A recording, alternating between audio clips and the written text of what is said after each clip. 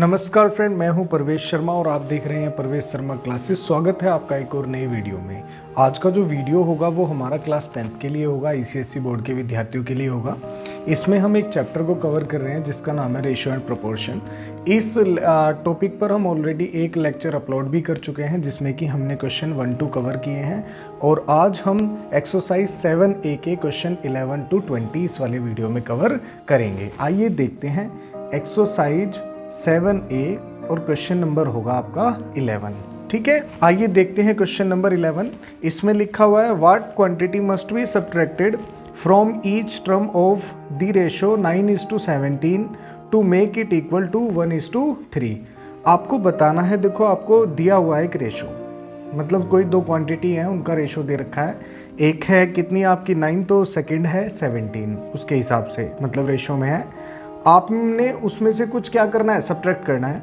और सब्ट्रैक्ट करने के बाद मतलब कोई एक वैल्यू सब्ट्रैक्ट करने के बाद ये जो रेशो है वो चेंज हो जाता है। 9:17 से ये बदल कर किस में हो जाएगा, 1:3 हो जाएगा। तो आपको वो वैल्यू ही बतानी है कि क्या क्वांटिटी आपको इसमें से माइनस करनी है। तो लिखो लेट वी शुड सब्ट्रैक्ट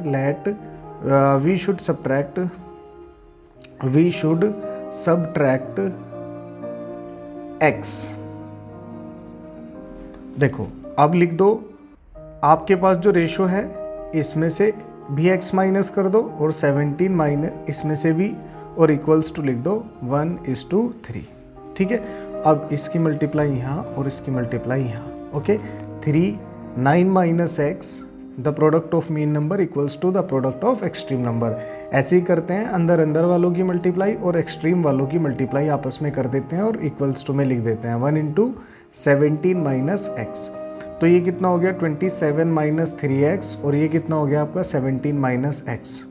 अब इसको आप इधर ले आइए, इसको आप इधर ले जाइए। 27 में से 17 माइनस कर दो, माइनस x है इधर, ये माइनस में उधर जाएगा तो प्लस में हो जाएगा। ये हो गया आपका 10 और ये आपका हो गया 2x। अब इससे आप इसको कैंसिल कर दो तो x की वैल्यू कितनी आ जाएगी 5। हैंस यहाँ पर हम स्टेटमेंट लिख देंगे, hence we should subtract x मतलब 5। हमें क्या सब्ट्रैक्ट करना चाहिए, 5 माइनस कर देना चाहिए ताकि जो हमारा आंसर है वो क्या आ जाए साहब, वो 1:3 आ जाए। अब क्वेश्चन नंबर करते हैं हम 12। देखो ये काफ़ी अच्छा क्वेश्चन है। 12 क्वेश्चन में क्या लिखा हुआ है, इसमें लिखा हुआ है कि भाई रवि और संजीव इन दोनों की पॉकेट मनी आपको दे रखा है, उसका रेशो दे रखा है, उनके एक्सपेंडिचर भी दे रखे हैं। जो उनकी मतलब पॉकेट मनी है जो उन्हें मिलती है उसका जो रेशो है वो 5:7 है और जो उनका एक्सपेंडिचर है वो 3:5 है।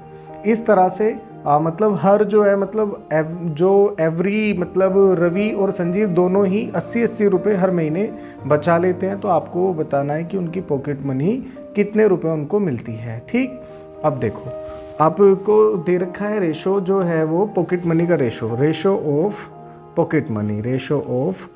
Pocket money. तो देखो ये आपको कितना गिवन है, ये आपको गिवन है इसमें 5:7। आप ऐसे लिख दें, लेट पहला जो है वो रवि है, रवीज पॉकेट मनी, रवि की जो पॉकेट मनी है उसको आप ले लो कितना 5x।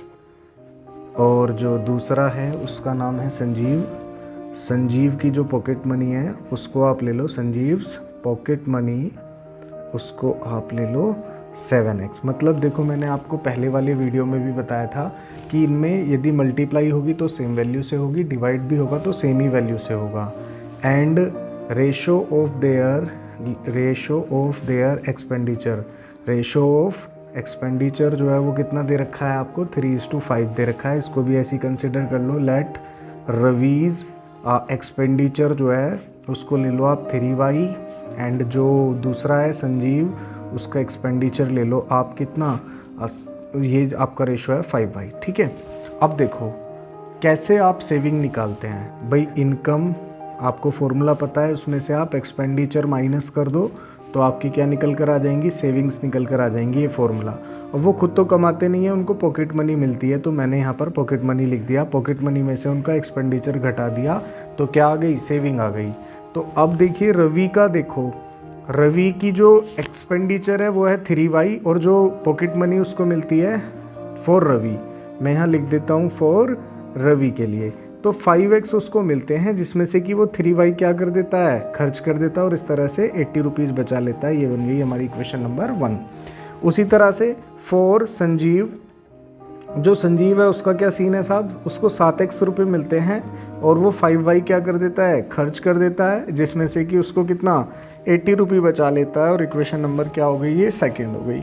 अब हम इसको एलिमिनेशन मेथड के थ्रू क्या कर लेते हैं, सॉल्व कर लेते हैं। हमें सिर्फ पॉकेट मनी निकालनी है, तो हम यहाँ से किसको एलिमिनेट कर देंगे, y को एलिमिनेट कर देंगे और वैल्यू किसकी फाइंड आउट कर लेंगे, x की वैल्यू फाइंड आउट कर लेंगे। तो आइए करते हैं। अब इन दोनों को एक जैसा बनाने के लिए क्या करना पड़ेगा, इसमें 5 से मल्टीप्लाई करनी पड़ेगी, इसमें 3 से मल्टीप्लाई करनी पड़ेगी। तो लिखते हैं on multiplying by 5 in equation 1 and by 3 in equation second में।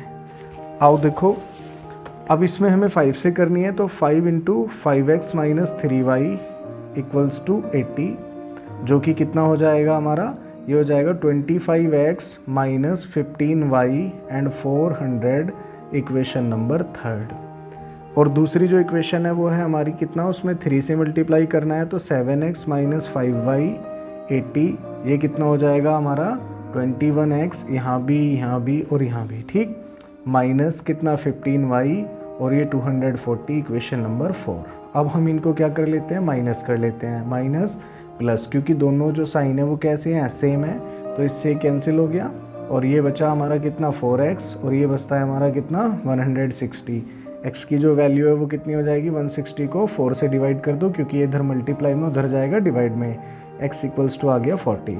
अब हमें इनकी मंथली जो इनको पॉकेट मनी मिलती है उसको कैलकुलेट करना है। आइए करते हैं। पॉकेट मनी ऑफ रवि को कितना होगा, रवि का जो रेशो है वो 5 है, 5 में 40 से मल्टीप्लाई कर दो, ₹200 तो मिलते होंगे किसको, रवि को।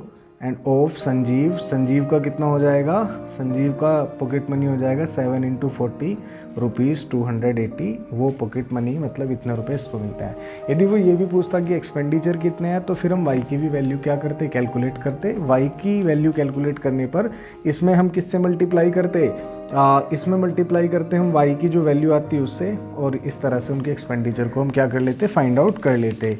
अब करते हैं हम क्वेश्चन नंबर 13। देखो इसमें दिया हुआ है हमें क्वेश्चन नंबर 13 में कि भाई work done by 2x man in 4x days and the work done by 4x plus 1 man and 2x minus 3 days are in the ratio इतना।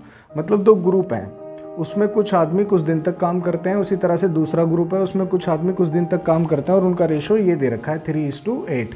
देखो वर्क डन का फॉर्मूला क्या होता है, वर्क डन का फॉर्मूला ये होता है कि नंबर ऑफ मैन जितने आपने आदमी लगाए हैं, औरतें भी इंक्लूड हो सकती हैं, हम आदमियों में मतलब गिनती कर रहे हैं, एक लेबर है, मतलब हमारे पास इतने आदमी हम काम पे लगाते हैं और इतने दिन तक काम पर लगाते हैं, तो इस तरह से हमारा क्या निकल आता है, वर्क डन निकल आता है। तो इन्होंने जो रेशो दिया हुआ है वो हमें वर्क डन का ही दिया हुआ है, इसीलिए हमें क्या करना पड़ेगा, इनका प्रोडक्ट आपस में लेना पड़ेगा। आइए देखो, अकॉर्डिंग टू द क्वेश्चन पहले ग्रुप में कितने आदमी हैं, फर्स्ट ग्रुप में x माइनस 2 है और उन्होंने 4x प्लस 1 डे तक क्या किया है, काम किया है। सेकेंड ग्रुप जो है उसमें कितने आदमी हैं, 4x प्लस 1 आदमी है और उन्होंने जो काम किया है वो कितने दिनों तक, 2x माइनस 3 डेज तक काम किया है। देखो मैंने यहाँ इनको प्रोडक्ट में ले लिया क्योंकि वर्क डन निकाला है और उस तरह से वो कितना हो जाता है, 3/8 हो जाता है। अब करना क्या है, इसको ऐसे लिख दो, x minus 2 into 4x plus 1, क्योंकि रेशो को हम अपोन में भी लिख सकते हैं, 4x प्लस 1 और 2x minus 3 that is equals to 3/8। देखो इससे इसको क्या कर देंगे, कैंसिल कर देंगे, बचेगा क्या, x माइनस 2 और यहाँ 2x माइनस 3, ओके 3/8। अब क्रॉस मल्टीप्लाई हम लोग कर लेंगे, 8 की मल्टीप्लाई x माइनस 2 में कर लेंगे और 3 की मल्टीप्लाई 2x माइनस 3 में कर लेंगे। ये हो जाएगा हमारा 8x माइनस 16 और 6x माइनस 9। अब इसको यहाँ ले लो, आप इसको इधर ले लो, तो 8x माइनस 6 और यहाँ पर माइनस के 9 है और प्लस के कितने हैं 16, ये कितना हो गया आपका 2x और ये हो गया 7, x इक्वल्स टू 7/2 या 3.5, यही x की वैल्यू है, यही हमारा आंसर भी है। ओके क्वेश्चन नंबर 14 को, इसमें लिखा हुआ है बस फेयर 2 सिटी हैं, मान लिया मेरठ और गाजियाबाद, अब तक इनके बीच का जो किराया था वो 7 रुपये था मान लिया। अब इस किराए को इन्होंने बढ़ाकर कितना कर दिया, 9 रुपये कर दिया कि भाई पहले मेरठ टू गाजियाबाद का जो फेयर था वो कितना था, 7 था, अब कितना है, 9 है, बढ़ाकर कर दिया। तो आपको ये बताना है कि कितना उन्होंने इंक्रीज किया किराए में। 2 कंडीशन उन्होंने दे रखी हैं। तो ये कैसा किराया है आपका, ओरिजिनल रेंट है, ये आपका ओरिजिनल फेयर है और ये आपका न्यू फेयर है, ठीक है, ओरिजिनल फेयर और न्यू फेयर। अब इन्होंने आपको 2 बातें दे रखी हैं नीचे कि यदि ओरिजिनल फेयर जो है वो कितने रुपए है, 245 रुपीज़ है, तो बताइए नया किराया कितना हुआ और उसमें कितने की बढ़ोतरी हुई। ठीक, तो पहले केस के अनुसार हम करते हैं क्वेश्चन। यहाँ लिखेंगे OF ओरिजिनल फेयर, यहाँ न्यू फेयर, उसी तरह से इक्वल्स टू OF और NF। OF मतलब ओरिजिनल फेयर, NF मतलब न्यू। भाई पहले कितना था, 7 था, अभी कितना है, 9 है। अभी मतलब पहले जो एक्चुअल रेंट था वो एक्चुअल फेयर था वो कितना था, 245 था, और लेटेस्ट कितना होगा, हम मान लेते हैं X होगा। तो इसको हम ऐसे लिख लेंगे 7/9 245/X। अब क्या काम कीजिए, X को इधर ले जाइए और इन दोनों को इधर ले आइए। 7 जो था वो डिवाइड में आ जाएगा, 9 जो है वो किस में आ जाएगा, मल्टीप्लाई में।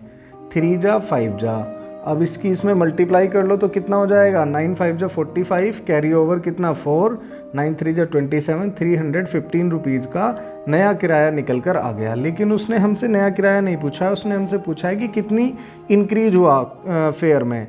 तो लिखो increase in fair, increase in fair. अब पहला किराया जो था वो कितना था, 245 था, और जो नया है वो कितना है, 315, तो कितना 70 रुपीज़ का इंक्रीज हुआ किराए में। ये तो था केस 1 इसका। अब करते हैं केस सेकंड। देखो जो केस सेकंड है उसमें भी ऐसे ही करना है हमें, OF और NF जो कि दे रखा है, उसी तरह से OF और NF। ये तो था हमें जो रेशो दे रखा है, ये एक्चुअल वाली बात है। तो रेशो कितना दे रखा है, 7:9। ओरिजिनल फेयर इस बार हमें कैलकुलेट करना है क्योंकि नया फेयर इन्होंने दे रखा है जो कि है 207। तो देखो इसको अब की बार हम क्या मान लेते हैं, y मान लेते हैं, और क्या करेंगे 7/9 और यहाँ y/207, 7/9 और यहाँ मल्टीप्लाई कर लो 207 और यहाँ पर y। अब 9 से इसे डिवाइड कर दो, 9 2 जा 18, 9 2 जा 18, 9 3 जा 27। अब इन दोनों का मल्टीप्लाई कर लो, 21 2 14 61।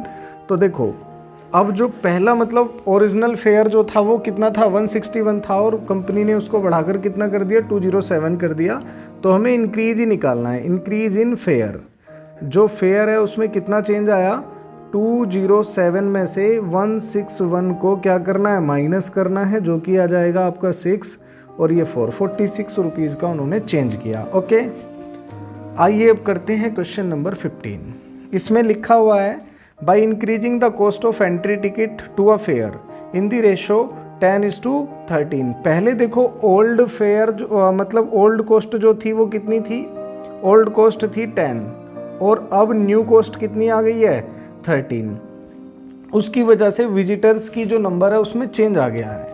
पहले विजिटर ज़्यादा जाते थे, अब कम जा रहे हैं। In the what ratio the total collection increase और डिक्रीज। आपको बताना है कि इनका टोटल कलेक्शन जो है वो इंक्रीज हुआ या डिक्रीज हुआ। हम कहते हैं कि भाई ये इनकी एंट्री टिकट की कॉस्ट है और ये कैसी फॉर्म में, रेशो में है, तो इसका मतलब ये सिंपलेस्ट फॉर्म में है। तो हम इसको ऐसे लिख लेंगे, लेट ओल्ड कॉस्ट जो थी वो कितने रुपए थी, 10x, और न्यू कॉस्ट जो है वो कितनी हो गई है, 13x। अब निकालना है टोटल कलेक्शन। टोटल कलेक्शन, अब देखो total collection for old period. Old मतलब पहले वाले टाइम में, जब बिना बढ़ोतरी से पहले का टाइम था, उसमें क्या था, 10x रुपये का टिकट था और 6 विजिटर जाते थे, तो इस तरह से मतलब 60x रुपये की कमाई हो जा रही थी। ठीक, और अब जो न्यू पीरियड है मतलब नए वाले हिसाब से, तो इसमें कितना होगा साहब, अब जो होगा ये आपका कितना है, 13x इंटू 5। अब जो है इनको 65x का इनकम हो जा रही है। तो इंक्रीज हुआ डिक्रीज हुआ, इंक्रीज हुआ, इंक्रीज हुआ। देखो कितना, कैसे पता चलेगा भाई, पहले था 60x OC, और अब लिखेंगे और ये कॉस्ट थी, अब इसको कलेक्शन है, ये है हमारा कलेक्शन, ओल्ड कलेक्शन, और यहाँ न्यू कलेक्शन। कलेक्शन मतलब जो उनकी कमाई हो रही है 65x, x से x कैंसिल कर दो 5 से, तो अब ये आ गया, इंक्रीज हुआ, मतलब 12 से बढ़कर जो कलेक्शन है वो कितना हो गया, 13 हो गया। यही इसका आंसर भी है। अब करते हैं हम क्वेश्चन नंबर 16। देखिए 16 क्वेश्चन में क्या लिखा हुआ है, इसमें लिखा हुआ है in a basket the ratio between number of oranges and number of apples. हमें गिवन है रेशो, नंबर ऑफ, इसमें दे रखा है हमें oranges and number of apples, जो कि रेशो रखते हैं कितना, 7:13। ओके, अब होता क्या है कि भाई कुछ क्या खा लिए, संतरे खा लिए, और कुछ मतलब एप्पल्स खा लिए, और नया रेशो क्या बन गया, 1:2 बन गया। लिख दो साहब अकॉर्डिंग टू द क्वेश्चन। तो पहले ऐसे लिखो, पहले लेट कर लो, let total number of oranges जो थे वो कितने थे आपके 7x, and total number of apples वो कितने हो गए आपके 13x। क्योंकि देखो मल्टीप्लाई करेंगे तो सेम वैल्यू से करेंगे, डिवाइड भी करेंगे तो सेम वैल्यू से करेंगे। अब लिख दो अकॉर्डिंग टू द यहाँ पर क्वेश्चन कि भाई 7x में से कितने इन्होंने कंज्यूम कर लिए, इन्होंने 8 ऑरेंज खा लिए। उसी तरह से 13x में से भी इन्होंने 11 खा लिए, और रेशो बदलकर कितना हो गया, 7:13 से रेशो बदलकर 1:2 हो गया।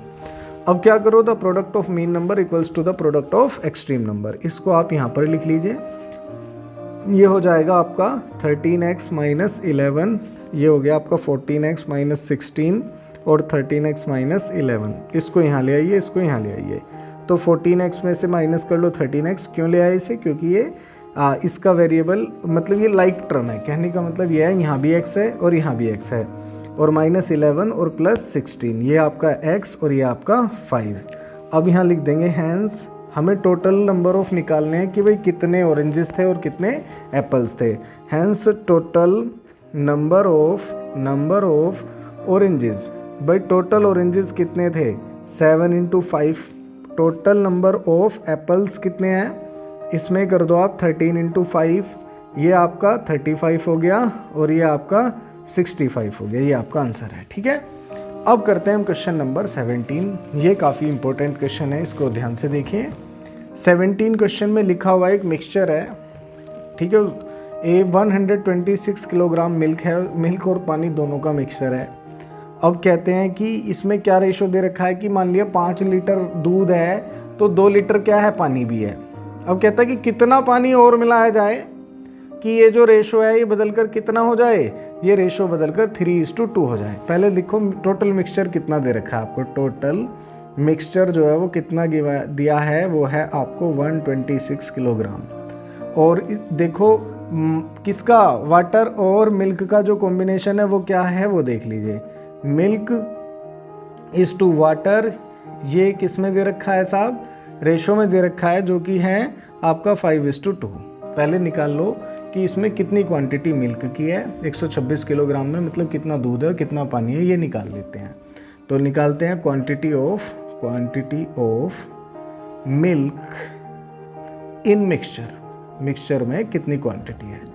अब देखो टोटल कितना है 7 और 5, मतलब 7 लीटर यदि मिक्सचर है तो उसमें 5 लीटर क्या होता है, पानी, वो मिल्क होता है, और बाकी पानी है। तो कर लेते हैं इसको 7 मंजा और 7 8 जा, तो 90 किलोग्राम तो दूध है, तो बाकी क्या होगा, पानी होगा। क्वांटिटी ऑफ वाटर हमें कैलकुलेट करना है यहाँ पर, तो कितना 126 में से 90 को क्या कर दो, माइनस कर दो, तो ये कितना हो जाएगा 36 किलोग्राम आपका पानी हो जाएगा। कहता है कितना पानी और मिलाया जाए, तो लिखो let x litre of water should B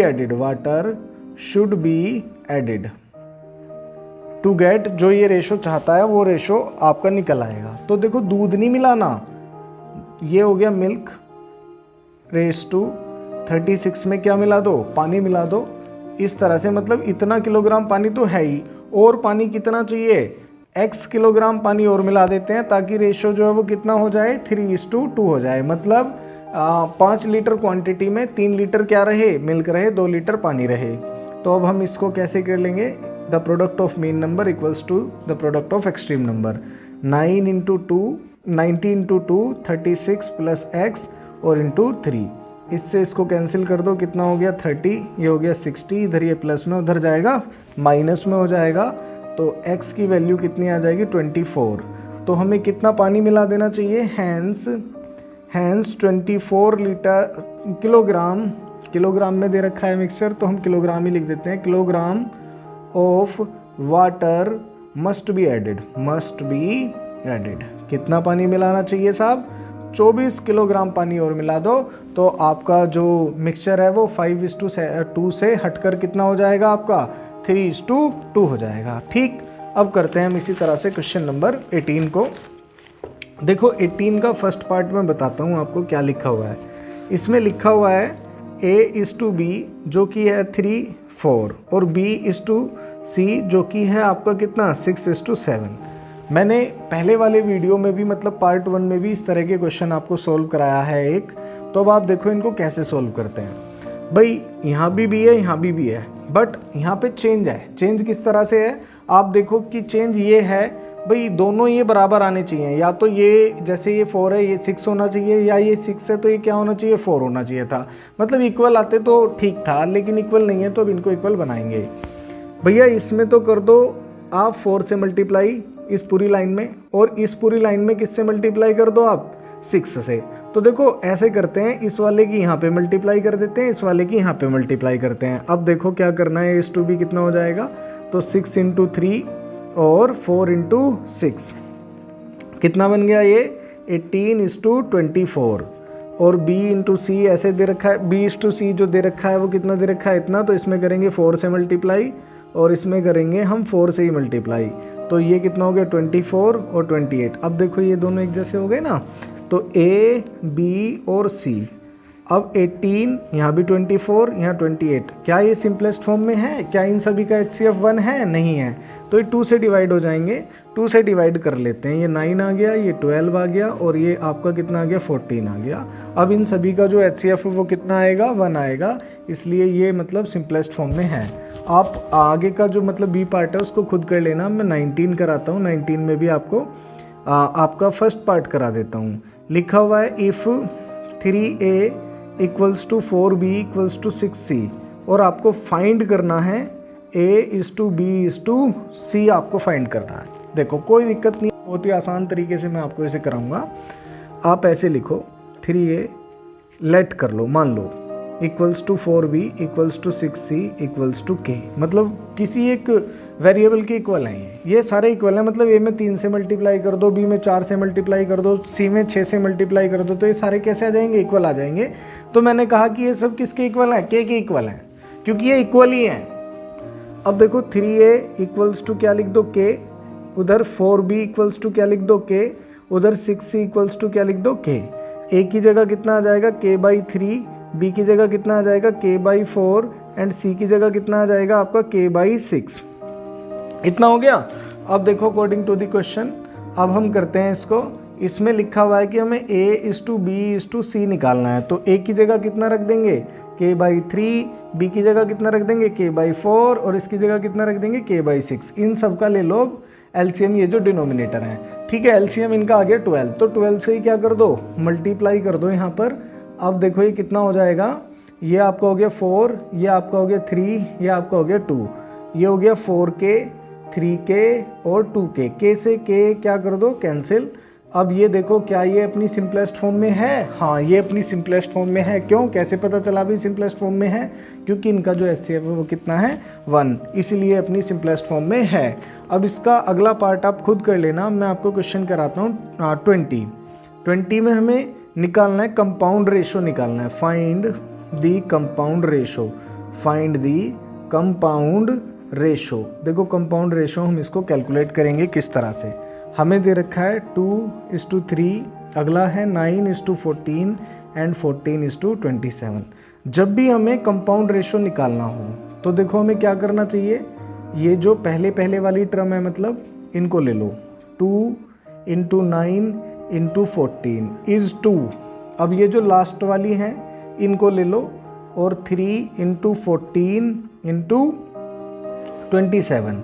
अब ये देखो कौन किससे डिवाइड हो जा रहा है, इसको ऐसे भी लिख सकते हैं हम 2 into 9 into 14 upon 3 into 14 into 27। अब इससे ये कैंसिल कर दिया हमने, 9 3 जा 27, 2/9 ये हमारा कंपाउंड रेशो है। ठीक है, इस वीडियो में इतना ही। अगले वीडियो में हम क्वेश्चन कंप्लीट करेंगे 21 to 30। Thanks for watching.